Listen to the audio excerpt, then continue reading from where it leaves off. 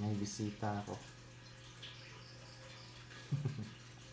Paano ba ito napunta sa loob ng bahay namin? Black praying mantis.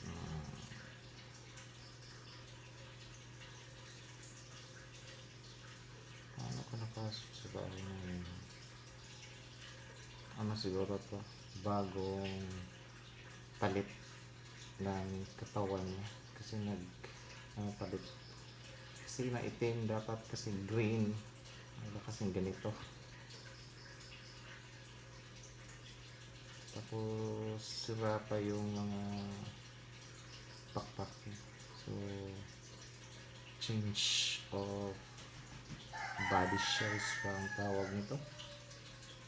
Basta wala kasing ganito. Ngayon ako nakakita ng black mantis. Ano kasi ito? Black praying mantis. Dapat praying mantis lang. Bakit praying mantis? Dahil yung dalawang paa niya sa harap para daw nagpipray.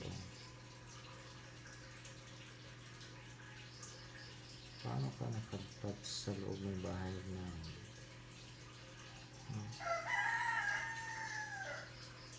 dami.